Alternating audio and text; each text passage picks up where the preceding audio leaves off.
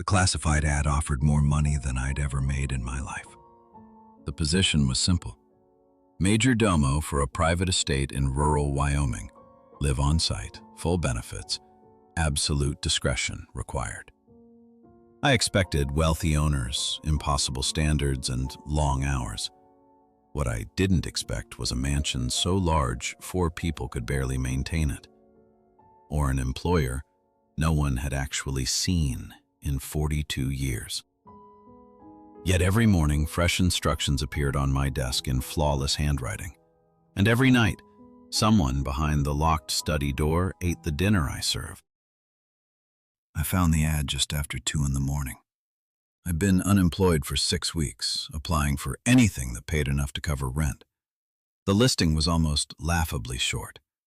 Major Domo wanted for private rural estate, live-in position, excellent salary, full benefits, discretion required. No company, no owner's name, just an email address. Then I saw the salary. It was nearly double what I'd ever made. 3 days later, I was driving through rural Wyoming toward an address I'd never heard of. The final road was private. A black iron gate stood between 2 stone pillars. A brass plaque read, Blackwood Estate. There was no intercom, no keypad, no guard. As I stopped, the gates slowly swung open by themselves. The driveway stretched nearly a mile through snow-covered fields before the estate finally appeared. It wasn't a mansion. It looked more like an old European castle. Gray stone walls, towering chimneys, dozens of glowing windows. Behind it, mountains disappeared into dark storm clouds. The front doors opened before I reached them. A woman waited inside wearing a black dress with a white apron. "You must be Mr. Calloway." "I'm Daniel." "I'm Mrs. Whitlock. I manage the kitchen." She looked past me toward the darkening sky. "You arrived before sunset."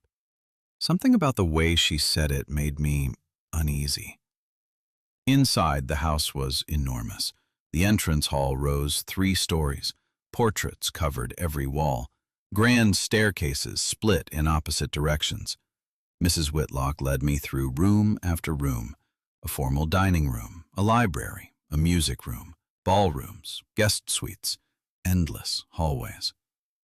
Eventually, I asked, "How many people work here?" "4." I laughed. "No, seriously. The cook, the gardener, the maid, and now you." I stared at her. 4 people maintain all this? "We maintain what matters."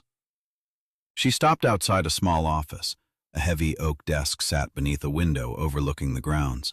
On the desk rested a black leather book titled Major Domo. Beside it sat a sealed envelope with my name written in elegant cursive. "Who left this?" "The master."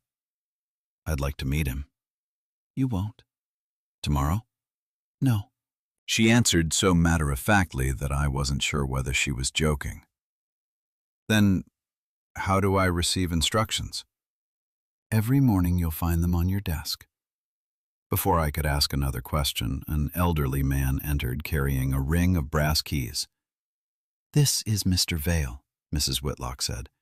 "He's retiring." The old man handed me the keys without smiling. "Read the rules." He opened the leather book. Only 6 were written inside. Breakfast is served at exactly 8 o'clock. Dinner is served at exactly 7 o'clock. Never speak outside the master's study. Never enter the 3rd floor after sunset. If the study bell rings twice, leave the tray and walk away. Never ask how long anyone has worked here. That last rule lingered in my mind. I looked up. "How long have you worked here?" Mr. Vale smiled for the first time. "I said read the rules." That evening, Mrs. Whitlock prepared dinner, 1 covered silver tray, 1 glass of wine. She handed both to me. "The master's study is at the end of the east hall." The black door had no handle on my side. I placed the tray on the floor, Knocked once. Silence. Then, something moved inside. Not footsteps, just a faint scraping sound. The lock clicked. The door opened only a few inches. Darkness filled the gap. Without anyone appearing, the tray slowly slid into the room. The door closed again. I never saw a hand. The next morning, I woke before sunrise. For a moment, I forgot where I was. Then I remembered the envelope. I dressed quickly and walked to my office. The door was still locked from the night before. When I unlocked it, I froze. A single sheet of cream-colored paper rested perfectly centered on my desk. I knew it hadn't been there. I was the one who had locked the room. Written in flawless cursive were the day's instructions. Open the East Gallery at 9 o'clock. Inventory the silver. Replace flowers in the blue room. Dinner. Prime rib. Signed simply, the Master. There wasn't a single correction, not one hesitation in the handwriting. It looked as though it had been written by the same careful hand for decades. Mrs. Whitlock never questioned it. She simply glanced at the list and nodded. The Master prefers fresh roses on Tuesdays. But who put this here? She looked genuinely confused. The Master? While the office was locked? Yes. As if that explained everything. By noon, I'd met the rest of the staff. Anna, the maid, couldn't have been older than 30. Quiet, polite. She rarely looked anyone in the eye. Then there was Eli, the gardener. Broad shoulders, gray beard, hands rough enough to sand wood. He shook my hand once. Stay away from the north woods after dark. I laughed. Mountain lions? No. He returned to trimming hedges as though the conversation was over. The estate seemed endless. Every hallway led to another. Libraries, ballrooms, guest suites, most hadn't been used in years. Yet none showed a speck of dust. It felt less like an abandoned mansion and more like someone expected visitors at any moment. That afternoon, I found the household ledgers. Every expense had been recorded by hand. Food, repairs, payroll. The records stretched back over a century. One signature appeared on every year's ledger. The Master. It never changed. The ink faded with age, the handwriting didn't. That evening, while polishing silver, I tried making conversation. So, how long have you worked here? The room fell silent. Anna stopped dusting. Mrs. Whitlock slowly looked up from the stove. Even Eli paused outside the kitchen window. Nobody answered. Finally, Mrs. Whitlock spoke. You've already forgotten one of the rules. No one said another word. Dinner arrived exactly at 7.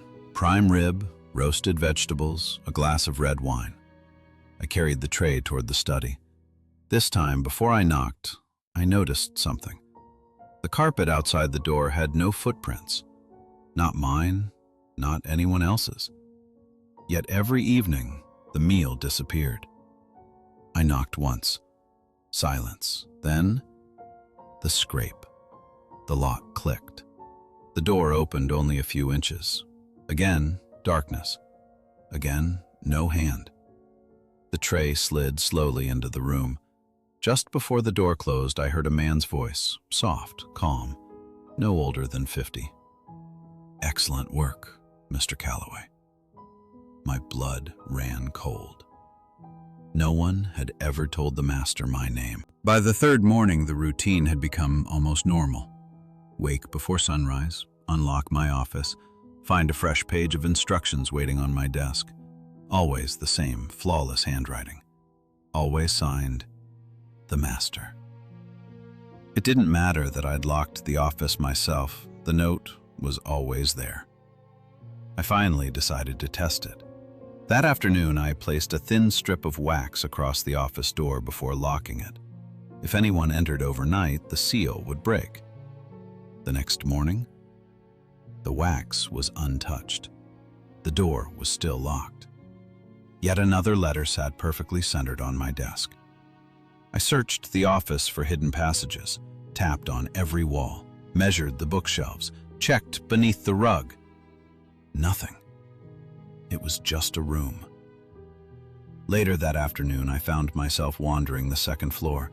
Portraits lined nearly every hallway, generation after generation of Blackwood family members. Then I noticed something strange.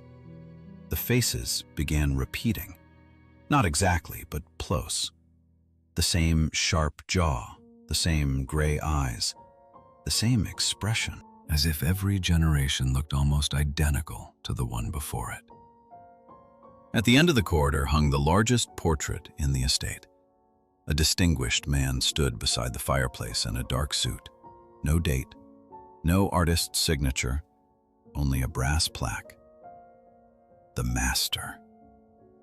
I leaned closer.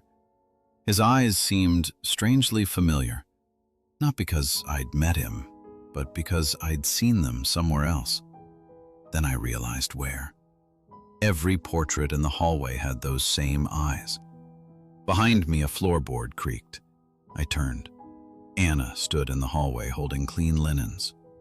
"I didn't hear you." "I know." She glanced at the portrait. "You shouldn't stay here long." "Why?" She hesitated. "The Master doesn't like people staring." Before I could ask what she meant, she quietly walked away.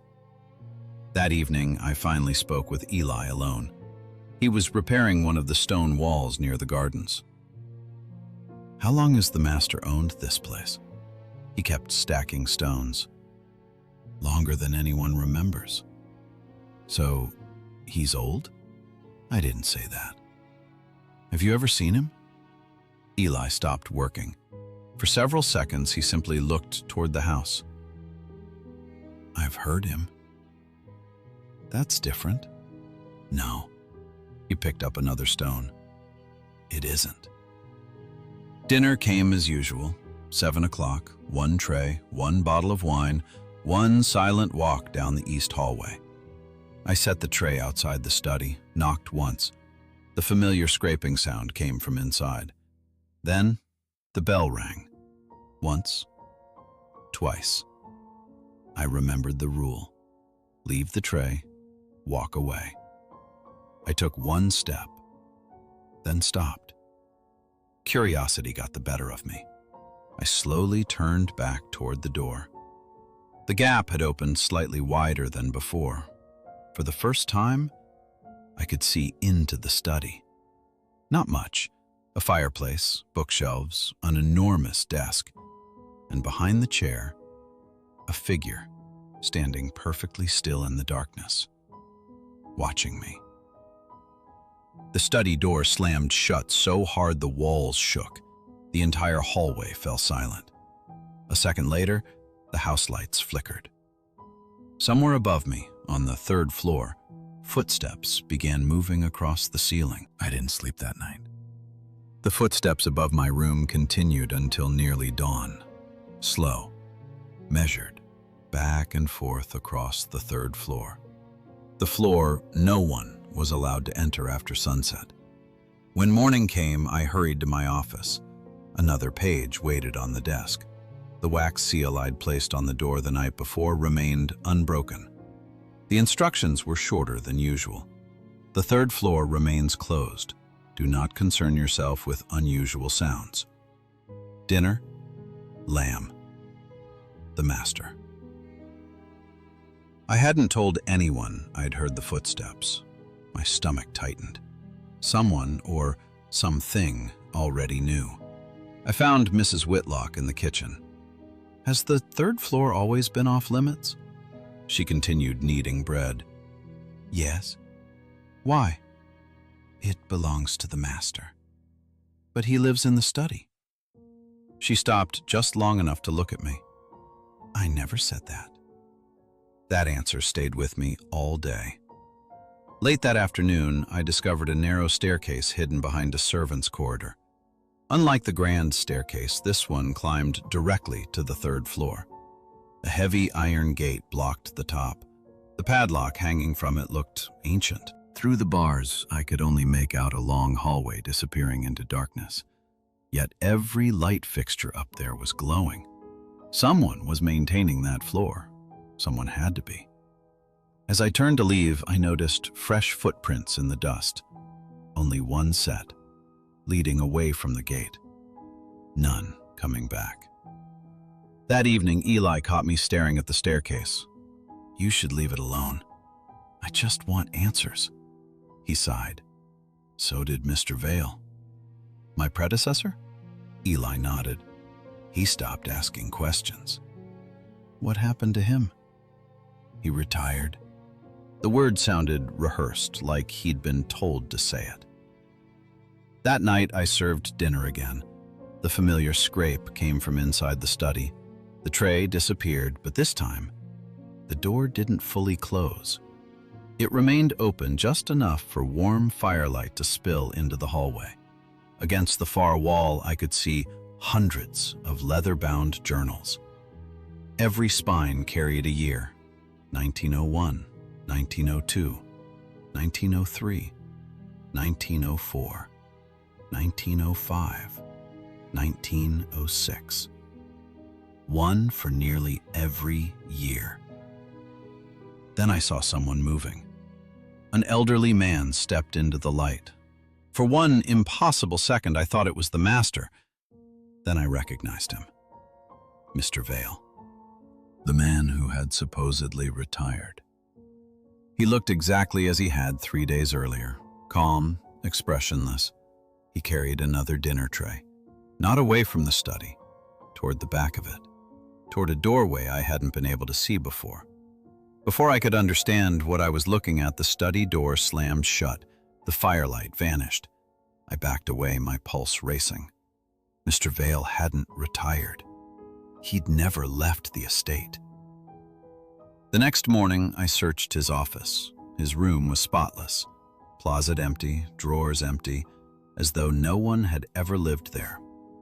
Except, inside the bottom drawer of his desk, I found a single photograph. It showed 4 members of the household standing on the mansion steps: Mrs. Whitlock, Eli, Anna, Mr. Vale, all smiling at the camera. Written on the back was a date: October 14th, 1984. I stared at the faces. None of them looked a day younger than they did now. I didn't wait for another night. The photograph had answered one question. The staff weren't growing old, which meant there was only one place left to find the truth: the 3rd floor. I spent the day pretending everything was normal. I served lunch, checked inventories, delivered the evening dinner to the study. The tray disappeared as always, but this time, instead of returning to my room, I took the ring of brass keys Mr. Vale had given me and climbed the servants' staircase. The iron gate waited at the top. One key after another failed, until the last one. The ancient lock clicked. The gate swung inward with a long groan. The hallway beyond was spotless. Every lamp burned, every carpet looked newly laid. It was as if someone had walked the corridor only moments before. Doors lined both sides. Every one stood open. Inside each room, someone had lived there. A maid's room, a gardener's quarters, a cook's bedroom, a major domo's office.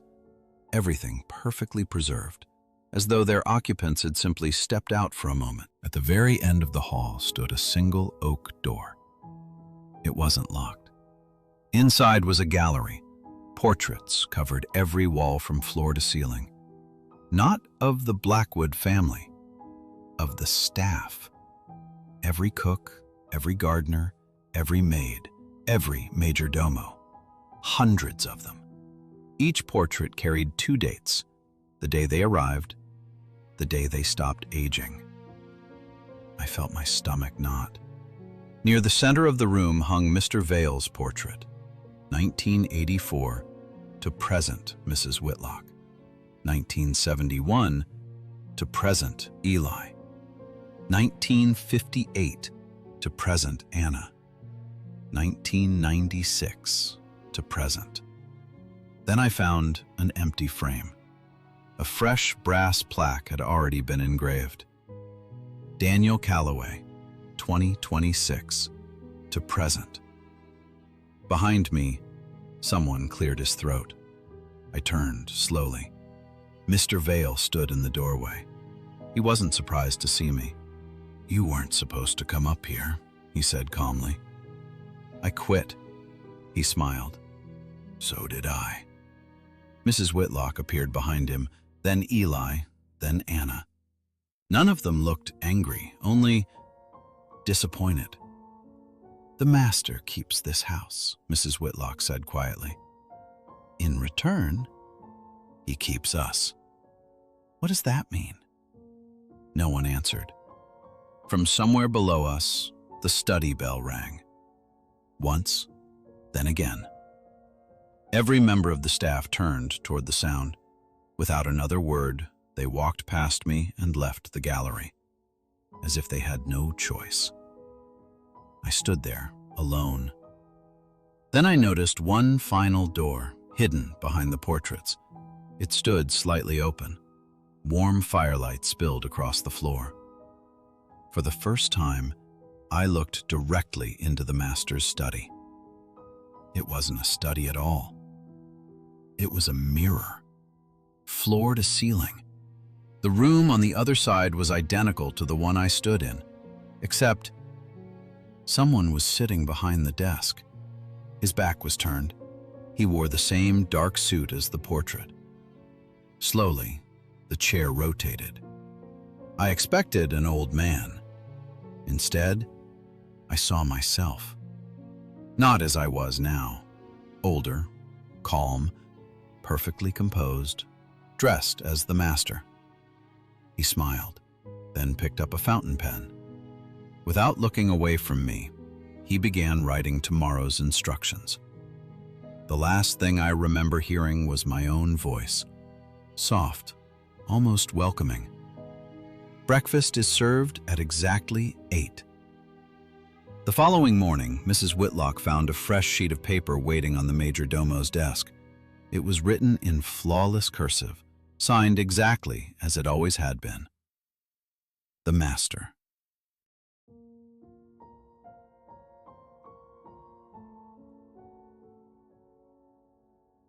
If you've made it this far, thank you for spending part of your evening here at the estate. Tell me in the comments, what would have been the moment you left Blackwood Estate? The moving dinner tray? The footsteps on the 3rd floor? Or the portrait waiting for you before you even arrived? If you enjoy slow-burn horror, haunted mansions, and unsettling mysteries like this one, don't forget to like the video and subscribe. It really helps the channel grow, and I have many more original horror stories coming every week. Until next time, if you ever answer a job advertisement that seems too good to be true, make sure your employer is someone who's actually been seen.